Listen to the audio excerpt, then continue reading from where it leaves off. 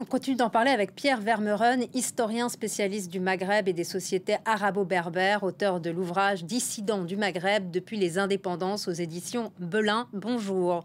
Il n'y a aucun Bonjour. suspense concernant le résultat de cette élection présidentielle anticipée. Le résultat est connu d'avance.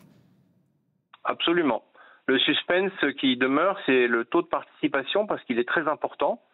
On a eu 39% la dernière fois.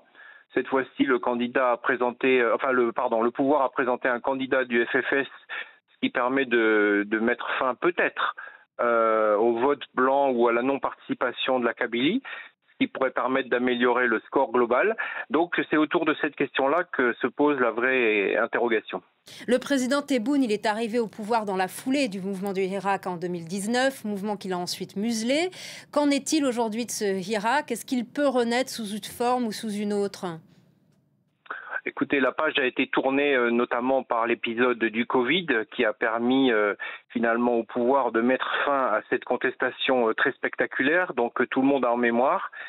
Deuxième élément qui a permis de mettre fin, c'est si on peut dire, la crise du Covid et la guerre d'Ukraine, puisque ça a permis une croissance du taux du baril, du prix du baril et notamment du tarif du gaz. Et là, grâce à cela, l'État algérien a retrouvé des ressources et a pu finalement honorer un certain nombre de promesses vis-à-vis de la population. La distribution a été assez importante, que ce soit sous forme de travaux publics, de logements, d'autorisation d'importation ou d'augmentation de telle ou telle allocation. Et les promesses du président Tebboune pour son prochain mandat vont tout à fait dans ce sens. Mais on voit que c'est très indexé davantage sur la conjoncture internationale que sur la situation politique et sociale intérieure. Oui, le président Tebboune, il a fait campagne sur son bilan, en particulier sur le plan économique qu'il présente comme exceptionnel. Mais quelle est la réalité pour les Algériens, notamment en termes de vie chère? Oui, alors c'est vrai que par certains côtés, ces deux crises dont j'ai parlé ont eu l'avantage d'augmenter le prix des hydrocarbures, mais elles ont aussi déclenché un phénomène d'inflation, notamment à cause de l'importation massive des prix des céréales, par exemple, en tout cas d'un certain nombre de prix agroalimentaires.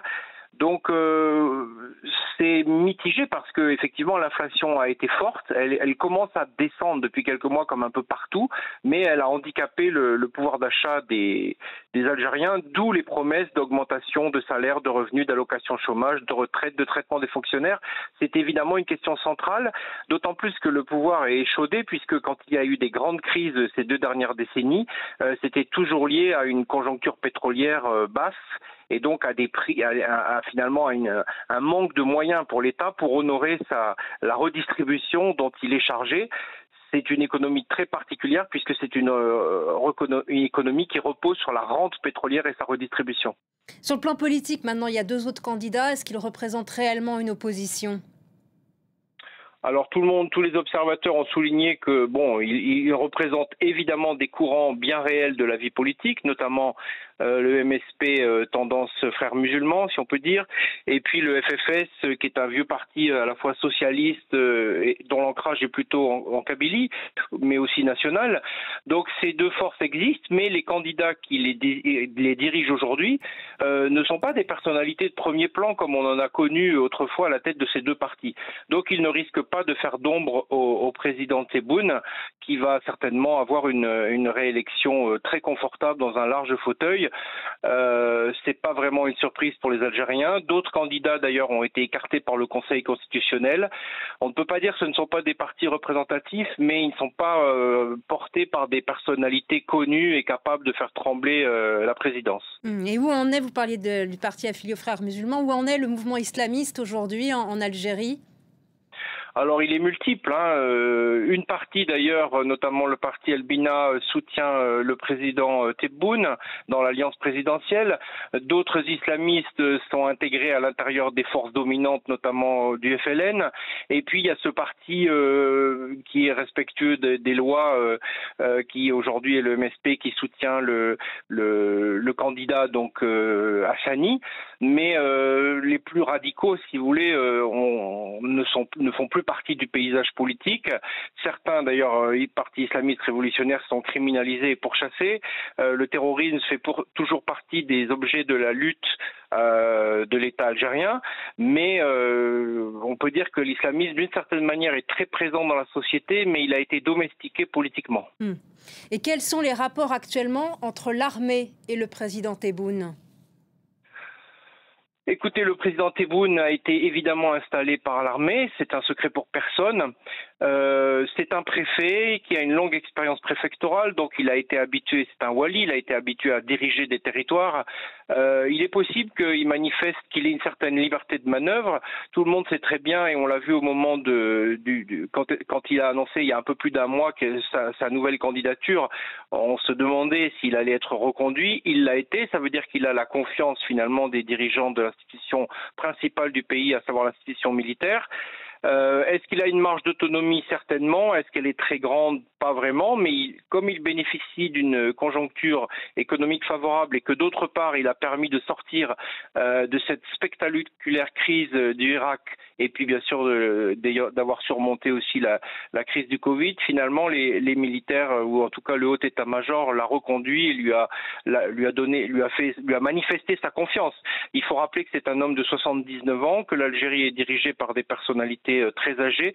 C'était un des reproches qui était fait à la présidence Bouteflika. De ce point de vue-là, on n'est pas sorti d'une forme de gérontocratie et la question se reposera dans quelques années de savoir quelle est la génération qui va succéder à ces hommes, mais on n'en est pas encore là.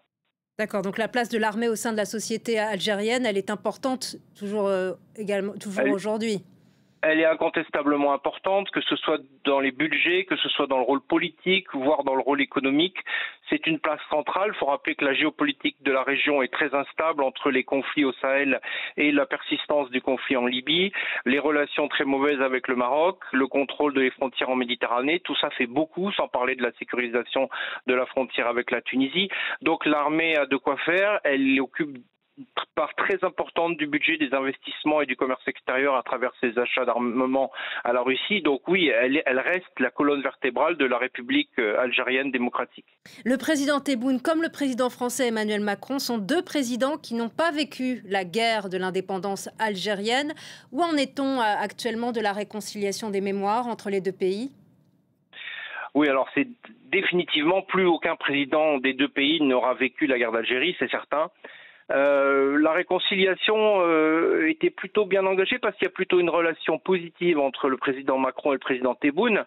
La question, bien sûr, c'est que le 30 juillet, le président Macron a reconnu, a déclaré que désormais la France reconnaît le principe de la souveraineté marocaine sur le Sahara, ex-occidental, ex-espagnol, c'est-à-dire les provinces du sud du Maroc, du point de vue marocain. Et ça, évidemment, ça a fortement crispé les relations avec l'Algérie, qui a rappelé son ambassadeur. Et de ce point de vue-là, on ne sait pas très bien ce qui va sortir, mais il est possible qu'après sa réélection, on ait une annulation officielle de la venue en France qui était prévue du président Tebboune, parce qu'on est plutôt dans une période de crise, mais ce n'est pas pour l'instant une crise intense. Les Algériens n'ont pas découvert non plus que la France soutenait le Maroc depuis très longtemps dans ce conflit. Les historiens français, ils ont fait une partie du chemin, notamment avec les travaux de Benjamin Stora. Qu'en est-il aujourd'hui du côté des historiens algériens ? Alors, ils se sont réunis à plusieurs reprises dans le cadre de la commission des historiens. On peut dire que les historiens algériens, eux aussi, qui ont été mandatés, ont fait une partie du travail. Cette commission doit travailler sur le long terme. Elle a un agenda important. Pour l'instant, elle s'est intéressée au 19e siècle, elle s'est intéressée aux archives, elle s'est intéressée à la restitution d'un certain nombre d'objets. Elle travaille. Maintenant, est-ce que le nouveau contexte politique franco-algérien va permettre d'amplifier ou au contraire va inciter les autorités algériennes à ralentir cet investissement? On le saura dans les semaines ou les mois qui viennent, mais en tout cas, pour l'instant, le travail a lieu. Merci beaucoup Pierre Vermeuren d'avoir été avec nous sur France 24 et merci pour votre analyse.